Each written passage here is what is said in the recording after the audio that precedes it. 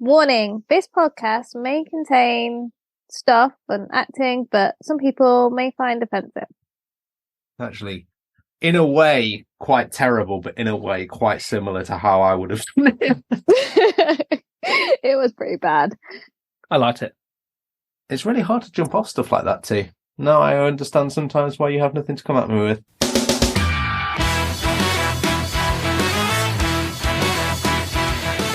Welcome to Seesaw Podcast. With your hosts, T, Cleaves and Selina. Every week, bringing some much-needed balance and humour to brighten up what can sometimes be a dark, disabled world.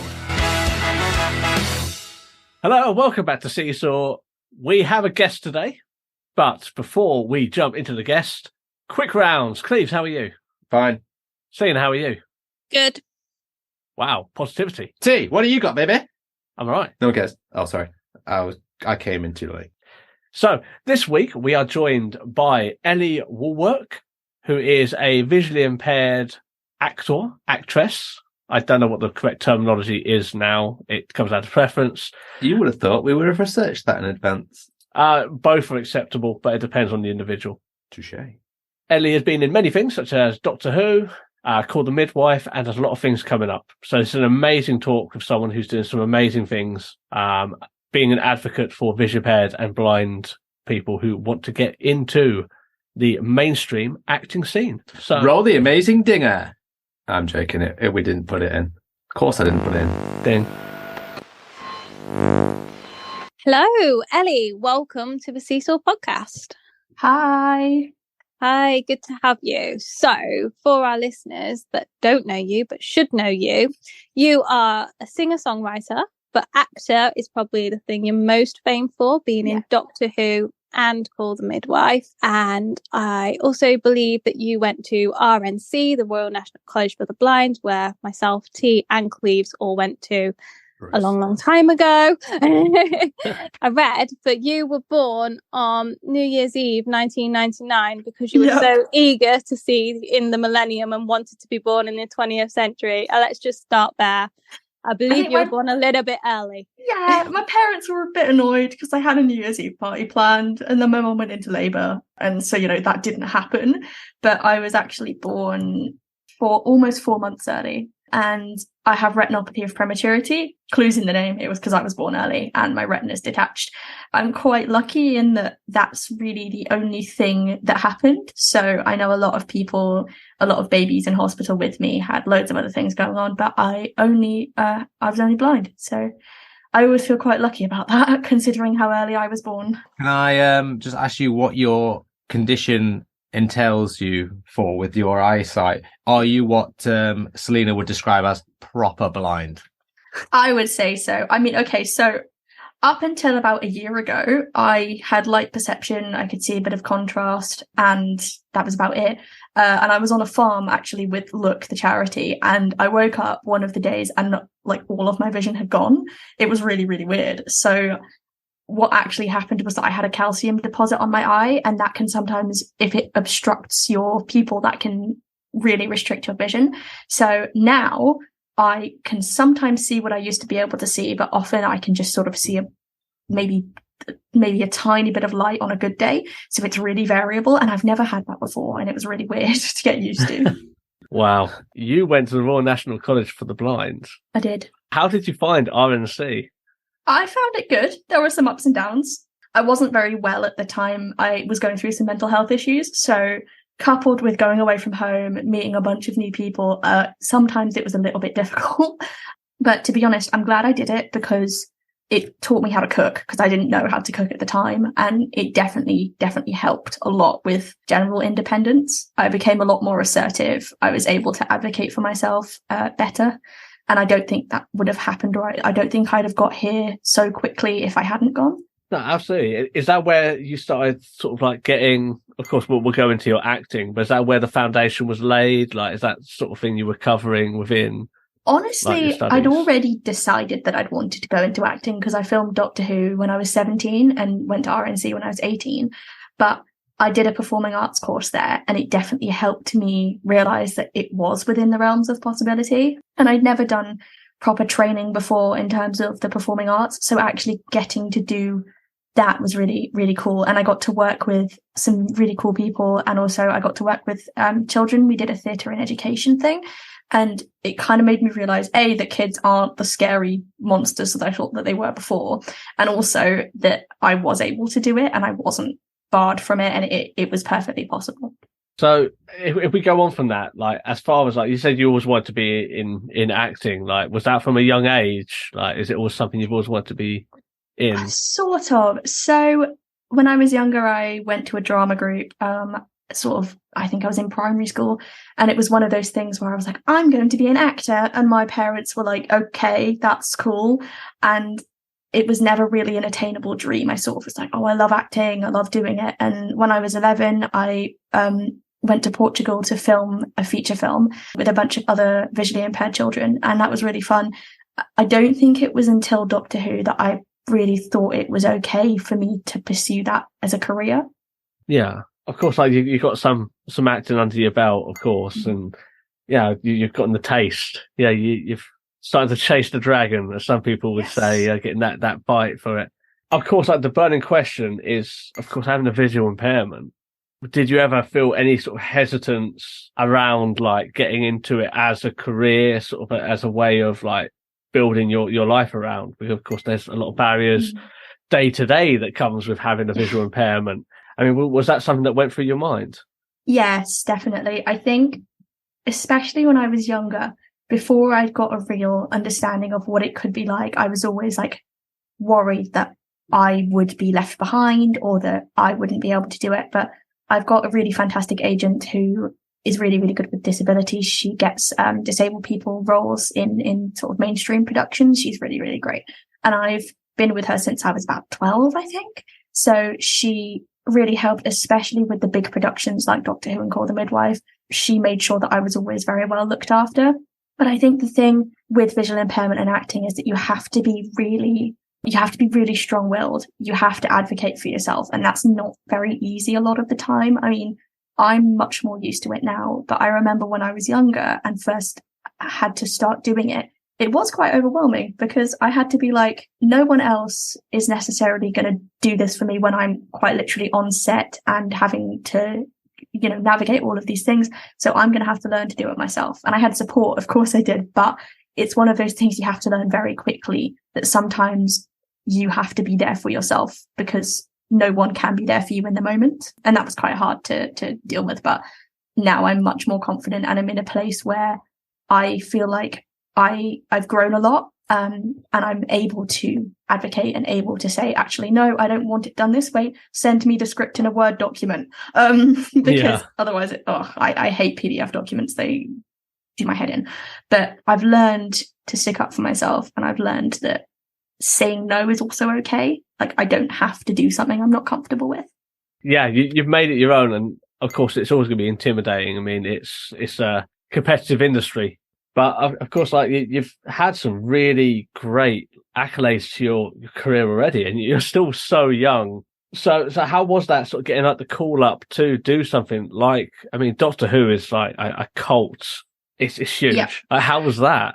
So when I got the audition, I didn't know it was Doctor Who. It just said major BBC drama. They don't tell you usually, and they have. Sometimes with Doctor Who especially, they have code words to make sure that people don't cotton on that it's Doctor Who, because there are very, very strict NDAs. I had one that I had to adhere to, and if you leak anything, you could be in like trouble, and didn't want to do that. But when I got the actual call and realized it was Doctor Who, because they sent me the script and were like, oh yeah, this is the script for the audition, by the way, it's Doctor Who. My dad is a massive Whovian, like he grew up with it. And like I watched the show a little bit, but not very much.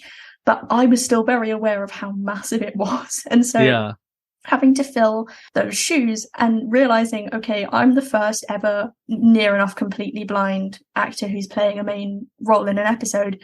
What do I do? How do I live up to this? And it was very nerve-wracking. And Call the Midwife, I mean, I'd already done Doctor Who, so it wasn't as scary. But I was still like, I'm going to be pregnant in this.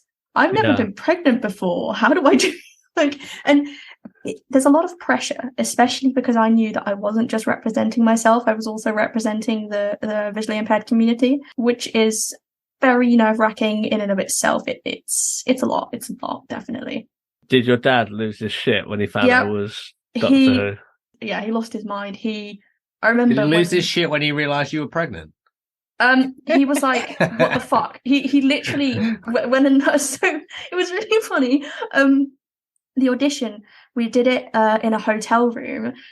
It was my sister's graduation and it was the day before, and my mum and dad were helping me to do the audition, and I had to like pretend like I was giving birth, and we had to just be like, what if somebody in the next room thinks I'm actually like in pain and dying? And so it was really, really funny. But I remember when the Call the Midwife episode came out, both of my parents called me, I think my mum called me first and she was like, that was really weird to watch. I don't know how I feel about that. Because obviously she's seeing me as if I'm pregnant, and it was quite a realistic pregnancy sort of. You get these silicone bump, like the silicone bump that you put underneath your clothes to simulate a massive pregnancy belly, obviously. And it was really, really odd. And watching myself give birth was a strange experience, to say the least. Well, that's such a contrast, isn't it? Like going from something that your dad is fanatical about to, oh, that's my daughter giving birth on a massive show. It's like, oh, okay. Yeah, it was weird for both my parents, definitely, because obviously I'm still their little girl in their eyes. So like them seeing me giving birth was just such a weird thing for them to deal with. On the subject of that, I've done another film called Here Comes Frida. It's a short film and it's a sci-fi film. And in that I had to shoot a gun. My dad always jokes that the mortality rate of the film is 66% because I'm the only character that doesn't die in it. And there's 3 characters. I remember when I was doing a fight scene, and that's quite heavily choreographed. But when the film actually came out, people were like, what do you mean you fight somebody? You're only tiny. How did you do that? Were you okay? Were you hurt? And it's like, no, I wasn't, because a lot of planning went into it, but also, I don't know, it was just really nice to be able to do something that people didn't expect. I guess that rings true for all of the things I've done. Absolutely. My question is basically about being on set. So how was it? Do you have to stand on certain marks? How was it compared to people with full sight? Did they give you tactile markers and things like that to stand on and things like that? Yeah, obviously markers normally are just flat, like bits of tape essentially that you stick on the floor. I had to have sort of tactile ones so that I knew where I was stepping onto. And it takes longer. It definitely takes a bit longer. And I guess the thing that frustrates me about the industry is sometimes casting directors will think, well, how could a blind person possibly do this, do that? How could they do stunts? How could they even navigate around a set? But it's perfectly possible. If you, for example, with the crew that I had on all of the productions I've been on, they were all really kind and really patient with me and just able to understand that, yeah, okay, it might take me 5 minutes longer to block a scene, but that's fine because it means it's authentic. It means I'm safe and happy. I found it comforting to be around people who actually cared and wanted to help me rather than people being like, well, we've got to get this done right now. A lot of the time, people were very patient and they cared about what I had to say. So if a scene wasn't representative, or if, for example, something was genuinely just too difficult, like I had to walk across a room diagonally, I had no markers, no landmarks, no nothing. I said, well, this is actually going to be really hard for me and it's going to take ages. So they were able to adapt the scene for me. And I really appreciated that because that shows the willingness of them to learn and to take on board what I was feeling and how I needed things to go. Was there additional pressure on you to actually get the scene done within a limited time because potentially it would take extra time to accommodate for your needs? Sometimes, but I think they did plan that in, which I appreciated. And I'm a very fast learner, so I was able to do things in quite a tight timeline. When I couldn't, I did feel pressured because I was worried I was holding everyone up. But people were very good with me and did say, like, look, if this is taking longer, that's fine. And I'm lucky that the shows I was on had enough budget that they were able to compensate for that. The sort of short films I've been in, often they work around me. So with Frida, with Here Comes Frida, I had so many conversations with the director where he was like, okay, this is how this is going to work. It's okay if you can't do this for whatever reason. And I mean, Robin was fantastic. He was such a good director generally, but also for me too. He was really, really on board with helping me. And I appreciated that so much. How did you find getting around sets? Was it easy enough? Do Yeah, people tell you where reasonably. things are? Yeah, so I usually ask for time beforehand to get guided around the set or to find my own way around the set. It's such a huge thing for me that I know where I am. So, for example, I'm going to be filming on the night, and I'm really excited because we've got a set built it's really cool, first of all, but also the director knows that I will need some time beforehand to actually go through and figure out what's what and where I'm going to be. And that time is so essential. Like, I'd say, for any kind of director, they would need to get their cast to familiarize themselves with the set. If you haven't done that, I'd feel like a fish out of water. It would be a lot more overwhelming. So yeah, familiarization with the set is definitely one of the huge steps that I like taking beforehand. What about the people you're acting with? Is it difficult to know who you're talking to? Is there a point where people have said you may be looking in the wrong direction or something like that? Or I mean, yeah, there have been moments where my eyes, so I can't control usually when my eyes are pointing, but normally directors and camera crew are very good at understanding that and don't try to pressure me to look in a certain direction because it's just not realistic. If I'm turned completely the wrong way, which has happened, they will just tell me. They'll be like, actually turn 90 degrees to your left, because that helps me. And in terms of sometimes when I've been in scenes with other people, those other people will help me to know where I'm going. And if I get into trouble for whatever reason, they're always there to help. I've got so lucky in that I've worked with some amazing people who've always been very nice, and not just nice, but like actually treating me like a human being and not like, I don't know, a token disabled person. Tell us about those people. Who is it you've worked with that we might know? I mean, Jodie Whittaker for starters. She was absolutely lovely. I mean, I admire her so much, just generally. Mandip Gill is another person who worked on Doctor Who as a companion. Yaz, who, I mean, she was hilarious. She was so nice, and both of them, they spoke to me outside of filming as well, and we had some really, really awesome conversations. Also, Helen George, who works on Call the Midwife as Trixie, she was really, really nice too. And I feel so privileged that I was able to work with well-known people who, again, treated me like I was somebody and treated me like I could, keep up with what they were doing and what they were saying. That's really refreshing to hear, because, like, of course, when you look at like the tabloid media, you see other actors who get a bit too big for their boots, and then they're like, I've never met someone like that. I'm glad. I wouldn't want to. That would really annoy me. But yeah. I'm glad I've never met someone who's like your sort of stereotypical arrogant person that you see in the media. Kind of, yeah. I so far that hasn't happened to me. Yeah, like, where do you get these people? I'll be in my trailer. Bring me a hot towel and some lemons, that sort of thing. I mean, being in a trailer is fantastic. I love having a trailer. It's always a luxury, but I wouldn't ask for sort of special treatment. I'd feel weird about doing that, because it's kind of like, not only would I just feel weird, but also there's so many people on set, and like everyone deserves to be treated like a human. I know sometimes people in costume and makeup have sometimes they don't always get treated very well, which I think is really weird, because they're the people that are making you look good on camera. If you piss them off, what are you doing? Yeah. Like, it seems really silly. And everyone who I've met on set in terms of crew, and anyone really who's working on a production, have been lovely. I'd like to know, have you always played blind actors? Or played a blind person? You are the actor, sorry. No, that's okay. Start again. Yes. Have you always played a blind character?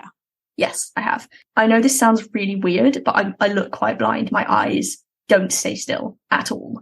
And like the way I guess I interact with the world it's not very sighted, because I've always been blind. I don't know how to act any other way.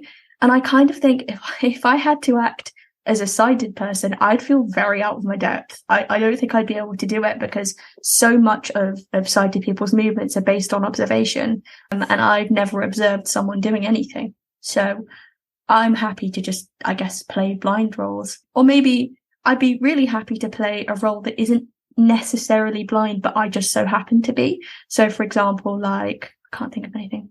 Say I'd play like a queen in a fantasy drama or something like that. Just because at some point I want to be able to hold a sword and say that I've held a sword on camera. I think that'd be hilarious. But I'd love to be able to play a character like a queen in a fantasy land who she's a queen first and a blind person second. And I think that would be really cool. Yeah, like Aragog in Harry Potter. Yeah. He just happens to be a blind spider. Oh, yeah, I forgot about that. So how do you feel then about non-blind people or non-disabled people playing disabled characters? I'll be honest, I'm not very okay with it, just because I'm so aware that for every non-blind person playing a blind character, there's like 10 other blind actors who could have had that role, who could have been earning that money, earning that respect, and having that, again, being cast, and they haven't been. And the reasons for why aren't always very solid. Honestly, the only reason I can think of as to how or why a character who was blind or disabled would be played by a non-disabled person would be if, for example, in the beginning of the film, they were sighted, obviously sighted, and then they went blind. But to be honest, loads of blind actors could probably do that and could probably embody that, and that would be fine. I think when you cast a non-disabled person as a disabled character, you lose out on so much authenticity, and it becomes quite insulting, to be honest, because like, we're perfectly capable of acting. We're perfectly capable of doing exactly the same thing that a sighted actor would be able to do. But we actually have the disability, and we're far better able to show that and to make that seem believable. The argument I see a lot is, oh, well, it's just acting. You know, surely if you're a good enough actor, you can act this, that, and the other. And it's like, okay, sure, it is acting, but also real people live lives with disabilities. It's not like we're just some fantasy creature. We actually exist.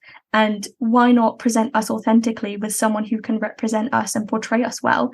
Why, I don't know, take the quote unquote easy road? It feels like a cop out, really. It feels weird. I feel like I respect a director a lot more if they can cast a disabled person to play a disabled character, because they're showing that they're committed to diversity and inclusivity. It rubs me the wrong way if they can't do that. I got two questions on that. One, have you ever seen Ray with Jamie Foxx? No, I haven't. Okay, then we're going to move on from that very swiftly. My second question, they say time is money. Do you feel that blind people will take up more time, therefore cost the industry more than, say, someone that's fully sighted? Maybe, but honestly, if they're that worried about money, why? I don't know, like, if VI people take up more time, why are you writing a film about a VI person? Like, if you can't be bothered to write into your budget being able to cast a blind, why not write a film about a sighted person and stick to that? Why do you have to write a film about a blind person and then just not cast a blind person? I can tell you why. It's Oscar fodder. It's money in versus money out. Yeah. You write a film about a disabled person, you get a non-disabled person to play them because there's not a lot of money going in, potentially, compared to someone that genuinely does have that disability, versus money that's coming in from the fact that, you know, people weirdly love a good story about someone overcoming and it's weird, isn't diversity. it? Yeah. It's weird that people are so obsessed with disability and yet they don't actually care about the representation of disability in reality. You know, people may be perfectly happy to watch a film about a blind person played by a sighted person, but then they don't look beyond that and think, oh, you know, why is that happening? It just feels really shallow to me. Yeah, I can't think of many reasons why people would, if a sighted person played a blind person, I can't think of many reasons in which I'd feel comfortable watching that. One example that pops to my head, I believe it's Charlie Cox, who plays Matt Murdock in the Daredevil Netflix series, which was a cult phenomenon.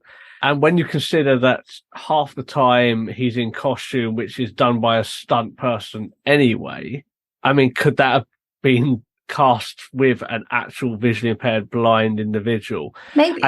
And there's a lot of people who are going to say, oh, yeah, but he's not Daredevil's not really blind and blah, blah, blah. But he acts blind to convince the people around him, regardless of his powers. So would that not be in a better casting regardless? It just feels a bit weird. I mean, I don't know. I haven't really watched much Daredevil, to be fair, so I can't speak to it. But with a cult following like that, I can't really speak to it much. I just know that I don't always feel very comfortable watching it because it feels so disconnected from what I've experienced.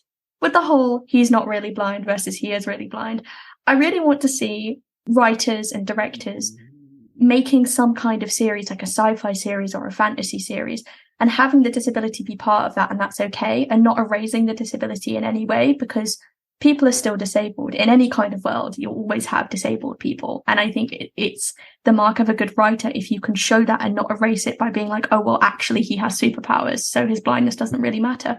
I think it would be really cool if somebody were to write something that was like, he is disabled, and that's fine, and he can still do these things, yet he still has a disability. And, I don't know. I think that would be a really interesting angle to go down. You're absolutely right. Like, there is a bit of a shy way of showing disabled people as being, they've either got to be like superhuman or nothing, like, or non-existent, like sitting in a chair sort of thing. Or like, so I think there needs to be some kind of balance. So obviously, if you've got this absolutely amazing superhuman disabled person, and you've got this contrast of a really, really vulnerable disabled person who maybe feels like their disability is the end of the world. Of course, everyone has those days where they feel like everything is terrible because of their disability. I'm never going to diminish that.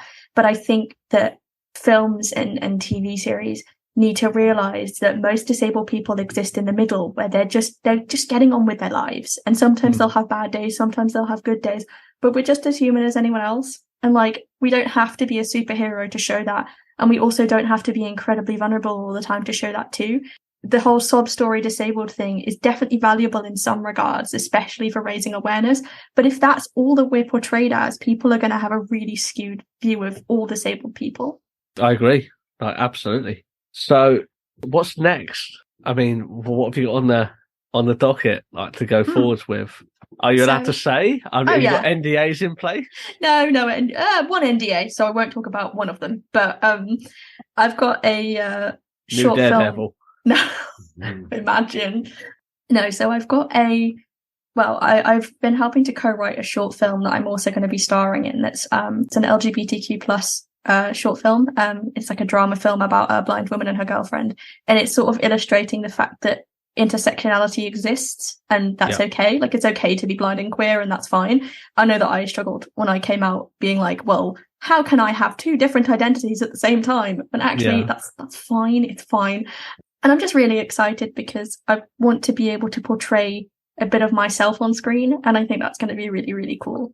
Like, I'm proud of who I am. I'm proud of the fact that I'm queer. I'm proud of the fact that I'm blind, and I think that's fine. However, I am also myself, and I think that's really important to illustrate, in that, yes, this film, for example, is about a queer blind woman, but she's also an incredibly flawed and sometimes a really irritating, horrendous individual. And that's okay to portray it. I think it's okay to also portray disabled people as very, very flawed, and queer and disabled people as very flawed too. I'm really excited to see what people think of the film, to be honest. Amazing. I look forward to seeing it. Is there anything from the other two of you? I had a question. Well, it's probably a bit out of context now when everyone was talking. Are there actually many blind actors out there? You say that non-disabled people are taking jobs away from genuine disabled actors, but are they out there? Yes. Every single time I go up for a role, there is so much competition. And I know I've had to go up against friends for roles, and that sucks. But also, there are a lot of us. There are a lot more than you'd think. Sometimes we aren't given the spotlight we deserve. And I'm really big on trying to promote other people that I think are really fantastic. And I want to know, if there are any other visually impaired actors listening to this, I'd like to know you. I'd like to get to know you, because this industry is hard for us. And I think the more we speak out and the more we talk about our experiences and lift each other up, the better it's going to be for everyone. Welcome back. That was Ellie.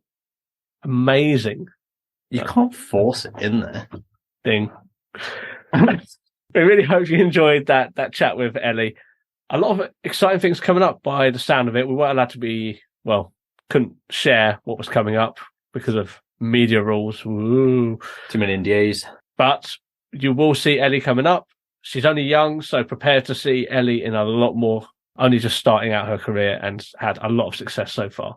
So next week, have no idea what it is, but you can get us on all the links coming up. And of course, Selina, do you want to finish us off? So I can get cut off. Nope. No, not going to cut you off today. Don't believe it. I'm just so waiting for.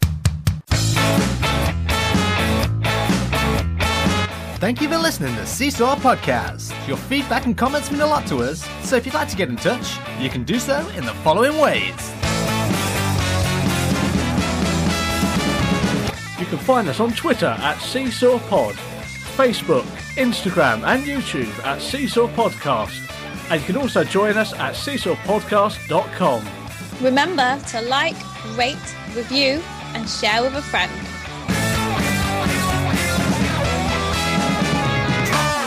This podcast was recorded in front of a blind audience.